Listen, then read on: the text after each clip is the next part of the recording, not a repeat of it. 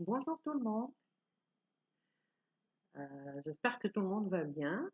En tout cas, moi, je suis très contente aujourd'hui d'être avec vous et de débuter une aventure, une aventure dans laquelle je vais commencer par vous inviter.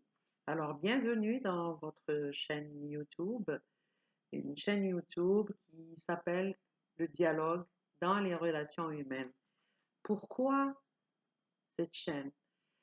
Alors, en tant que thérapeute, je travaille depuis plusieurs années avec euh, des couples, en médiation de couple, ensuite avec euh, des parents, enfants, sur la relation parent-enfant.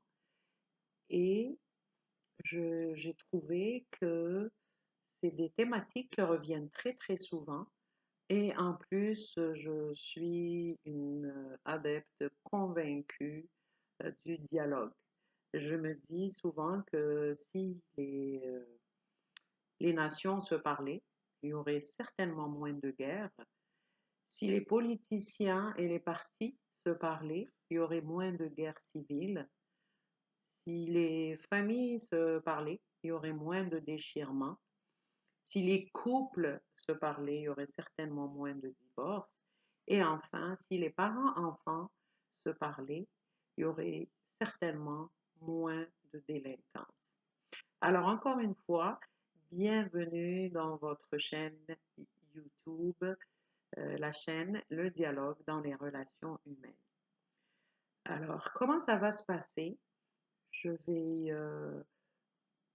Ce que j'ai décidé de faire, c'est que à travers des groupes, à travers mes thérapies et des groupes auxquels je fais partie, ça s'est vraiment déclenché quand il y a eu Covid. Qui dit Covid veut dire confinement, veut dire beaucoup de temps à nous. C'est sûr que bon, je faisais des thérapies par Skype, par Zoom, etc. Mais comme j'avais du temps, j'avais décidé de rejoindre des groupes dans Facebook, LinkedIn, des groupes privés. Et je me suis mise aussi dans des groupes, bon, c'est sûr que c'est des groupes de femmes. Ce qui est très intéressant, c'est que les femmes, se sentant dans des groupes de femmes uniquement, se sentent très à l'aise, bien que souvent elles vont publier en anonymat et exposent leurs problématiques de leur vie, leurs problématiques avec leur mari, leur belle-mère, leurs enfants. Et suite à cela, j'avais décidé de mettre sur pied des groupes de thérapie. Alors, des groupes de thérapie, j'en ai animé beaucoup pendant plusieurs années à Montréal, où bon, ben, des groupes de thérapie sur la violence, des groupes de thérapie sur le dialogue, des groupes de thérapie sur la relation parent-enfant. Sauf qu'en Amérique du Nord, ces groupes-là sont très prisés. Les gens, ils vont y aller de la façon la plus normale. Sauf qu'au Maghreb, je me suis trouvée confrontée à une problématique culturelle, c'est-à-dire que les gens ne se sentent pas forcément à l'aise d'aller, comme on me dit souvent, étaler leur linge sale devant des gens qu'ils ne connaissent pas, etc.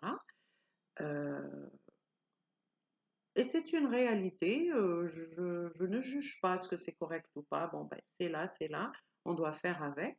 C'est pour ça que j'ai eu l'idée de mettre sur pied cette chaîne où je vais d'abord commencer par parler des problématiques qui reviennent le plus souvent, que j'ai vues en tant que thérapeute ou en tant que simple membre de tel groupe ou tel autre groupe.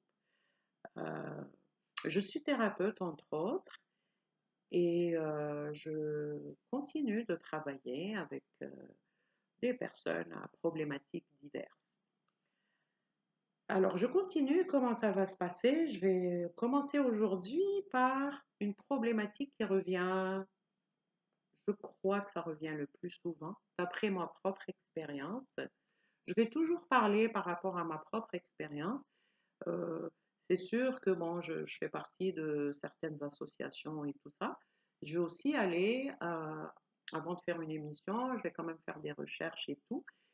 Et c'est pour ça que j'ai choisi ça aujourd'hui, parce que les quelques personnes avec qui j'échange, les thérapeutes, sont d'accord que c'est une problématique qui revient souvent. Donc, je vais parler d'une problématique, je vais vous laisser interagir. Donc, ce que vous pouvez faire, parce que ce qui serait très intéressant si on veut apprendre beaucoup de plus de choses, c'est que vous interagissiez en commentaire ou je vais vous laisser mon mail, vous pourrez m'écrire et je continuerai à voir les problématiques. S'il y a des réactions, avant d'aller à une autre problématique, je pourrai toujours revenir pour ramasser tous votre, vos réactions et les partager avec tout le monde. Euh, Parce que ce que je pense vraiment, c'est plus on a d'avis, plus on a d'expérience de vécu et plus on va apprendre. Et c'était justement ça la force des groupes de thérapie. Et je veux, comme mon idée là, c'est de créer la même chose à travers cette chaîne. Parce que quand on, on assiste ou on partage avec d'autres mondes, la première des choses qui va être très importante, c'est on se sent moins isolé. Tu sais, genre, ah ben tu sais, je suis pas la seule à vivre ça, il y a plein de gens qui vivent ça. Donc, notre problème, qui peut paraître des fois comme une montagne, va pouvoir reprendre les proportions et plus, euh, en tout cas moins dramatique. Hein? Et la deuxième chose, c'est qu'en participant à des interventions comme sur une chaîne ou sur une thérapie de groupe, on va gagner beaucoup de temps et d'argent en, en écoutant et en apprenant des autres. Donc cette chaîne, elle se veut la chaîne dialogue dans les relations humaines, se veut une chaîne de partage, une chaîne où on va recevoir et on va aussi donner. OK? Tout le monde est d'accord avec ça? OK.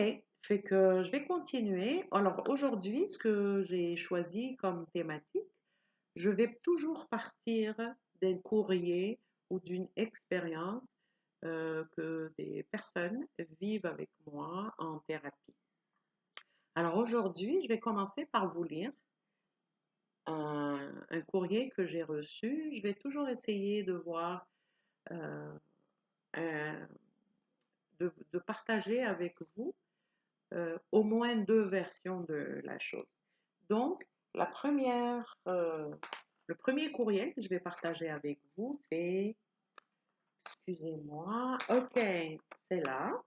Alors, c'est un jeune homme qui m'écrit: Bonjour Nassera, on est restés ensemble plus de 3 ans. Tout allait très bien. On s'aimait.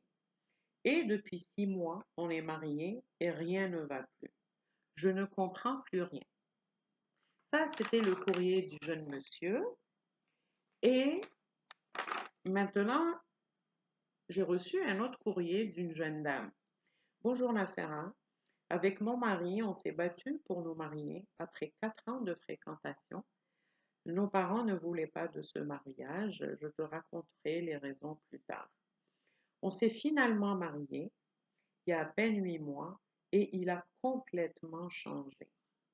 Moi, je l'aime toujours, je suis enceinte, mais je crois qu'il ne m'aime plus. Que dois-je faire pour sauver mon couple? Ok, donc là, vous avez les deux courriels. En ayant discuté avec les deux personnes, de toute façon, ce n'est pas un couple, hein, c'est deux personnes qui ne se connaissent pas, mais qui vivent à peu près la même problématique. En ayant discuté avec eux et tout, j'ai essayé de creuser le moment de la rencontre.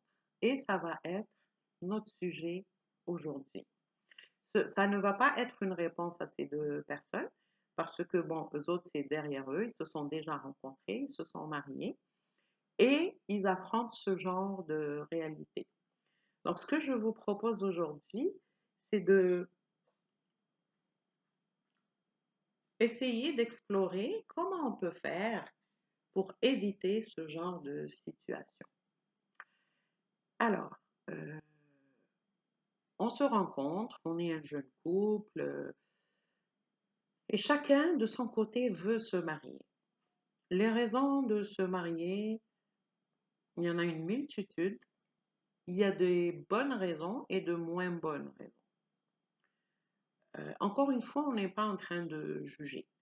Alors souvent, écoute, c'est très noble de vouloir se marier, de vouloir fonder une famille, de vouloir avoir des enfants, de... Enfin, comme m'a dit dernièrement une patiente, c'est que je voulais faire comme tout le monde. C'est très noble. Maintenant, il y a des façons de le faire. Ok. Quand on se rencontre, c'est sûr qu'on est amoureux, soit parce que la personne est belle, soit parce que c'est une bonne personne, soit parce que elle a de l'argent, c'est une réalité, il faut le dire, soit parce qu'elle est de bonne famille. En tout cas, il y a une raison dans tout ça. Donc, on est amoureux, on se voit tous les jours, on s'appelle au téléphone et on reste focusé sur notre attraction, surtout sur notre raison de vouloir vivre à deux. Donc, comment éviter d'être confronté plus tard à des problématiques de n'importe quelle sorte? La raison numéro un, excusez-moi, je reprends mes documents, c'est éviter les agendas cachés. Ça veut dire quoi, éviter un agenda caché? Ça veut dire que on s'est rencontrés, on doit se dire les vraies affaires. Men que de bélier, mais que de bélier. Et ça, je vous avoue que c'est une chose qui est très difficile à faire. Agenda caché, je vais vous donner des exemples pratico-pratiques, c'est-à-dire que, euh, ok, on se présente. Si on ne veut pas avoir d'agenda caché, il va falloir que je me présente tel que je suis et que l'autre se présente aussi tel qu'il est. Euh, C'est-à-dire que, bon, ben, pas de mensonge, transparence. Souvent, on se dit, eh, mais ça n'existe pas. Mais si on y réfléchit quelques secondes, de toute façon, les agendas cachés ont une très courte vie. Si on vit tant qu'on ne vit pas ensemble, il y a beaucoup de chances qu'on ne s'aperçoit pas. Mais une fois qu'on vit ensemble, ça se passe très très vite. On dit bien que quand le mensonge prend l'ascenseur, la vérité prend l'escalier. Mais elle finit toujours par arriver. C'est-à-dire que, bon, moi, si j'ai pas d'agenda caché, je me présente comme je suis. Voilà comment je suis. Euh, voilà ce que j'aime. Voilà ce que je n'aime pas. Et c'est difficile à faire, je vous l'accorde, parce que on a souvent peur. Ah, mais si je lui dis comment je suis, il va me quitter. Mais des fois, c'est tant mieux. Parce que s'il te quitte maintenant, il vaut mieux qu'il te quitte maintenant avant que tu te maries, avant que tu fasses des enfants, etc. Et agenda caché est lié étroitement avec ah ouais, mais j'espère le changer. Ça, c'est la deuxième chose. Quand on rencontre quelqu'un et qu'il nous dit quelque chose qui va pas, qui nous met un peu mal à l'aise, il faudrait le dire tout de suite, parce que sinon, ça va ressortir. Je vais vous donner un exemple euh, que bon, je vois souvent, et puis dernièrement, là, j'ai encore l'idée. Euh, je travaille avec un jeune homme qui me dit, ben écoute, la première fois que je l'ai vu, je l'ai invité au restaurant et elle a choisi ce qu'elle allait manger et elle a choisi ce que j'allais manger aussi. Fait que moi, je lui dis, est-ce que tu lui as dit? Il dit, non, non, tu sais, c'était les premières rencontres, la première rencontre, je voulais lui faire plaisir. Ok, puis, Ben, la deuxième fois, c'est la même chose et tout. Puis bon, je l'ai laissé faire parce que je me suis dit, quand on va se marier, ça va changer. Erreur. Pourquoi? Parce que si moi, tu me passes le message que je peux choisir ton menu le premier jour, le deuxième jour, etc., c'est que tu me mets très à l'aise. Je me dis, lui, il me correspond bien. Moi, j'ai une petite tendance à vouloir contrôler. Et puis lui, il accepte. Et qu'est-ce que je fais? Je suis très bien. Maintenant, au bout de, bon, ben, on se fréquente et tout, on se marie. Je vous parle toujours de la situation de ce jeune homme. Pourquoi il est venu me voir? Parce qu'un jour, elle a, elle a décidé, sans rentrer dans les détails, elle a décidé de, elle a pris une décision quelconque. Puis lui est revenu, puis il a dit, tu aurais dû me consulter. Fait qu'elle, elle dit non, pourquoi je vais te consulter? De toute façon, on se connaît, ça t'a toujours fait plaisir, mes décisions. Fait que lui, là, grosse crise de colère. Ah non, mais depuis que je te connais, tu choisis mes menus, tu choisis mes habits, etc., etc. Puis moi, je me sens étouffée. Fait que si on se met à la place de la bonne femme, on se dit, ouais, mais pourquoi aujourd'hui? OK? C'est parce que dans sa tête, lui, il se disait, je la laisse faire, mais après, je vais la changer. Et vice-versa. Il y a une jeune femme avec qui je travaille, qui a toujours été fumeuse depuis très jeune, etc.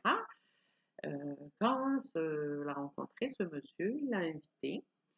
Et bon, ils sont sortis ensemble dans un restaurant, elle a fumé, euh, il n'a jamais fait de remarques. Et puis, hop, ils se sont fréquentés pendant plusieurs années, 2, 3 ans, je suppose. Elle a toujours fumé avec lui, il lui a jamais fait aucune remarque.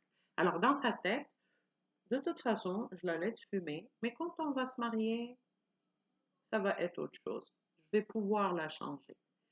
Elle, dans sa tête, ce qu'elle se dit, ah, mais c'est cool, j'ai un mari cool, je peux fumer, etc. Je n'encourage pas la cigarette. Je vous parle de faits. Bon, il se marie, puis bon, ben, une semaine avant, il dit, ben écoute, maintenant, ça a commencé par, tu peux pas fumer devant mes parents, tu peux pas fumer devant tel, tu peux pas fumer devant tel.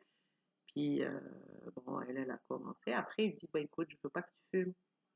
Mais elle est complètement désorientée. Elle dit, mais écoute, on se connaît depuis 3 ans, j'ai toujours fumé. Et que lui, il dit, oui, je t'ai laissé, je pensais que tu allais comprendre et tout. Mais comment elle allait comprendre si on lui passe le message que c'est correct? Comprenez-vous? OK. Ça, c'était la deuxième chose. Donc, la première chose, c'était pas d'agenda caché. La deuxième chose, c'était quand on rencontre quelqu'un, il faut pas se dire dans sa petite tête, oh, il fait ça me plaît pas, mais je vais le changer. Ça marche pas comme ça. Parce que quand on passe le message à l'autre personne qu'il peut faire ce qu'il veut, même si ça nous dérange, ben, c'est un acquis. Si on revient quelques mois plus tard, après le mariage, souvent c'est après le mariage, ah non, je veux plus que tu fasses ça. Comment ça se fait? J'ai toujours fait ça. Donc, première crise. La deuxième chose aussi, c'est maintenir le dialogue, ce qui est très important.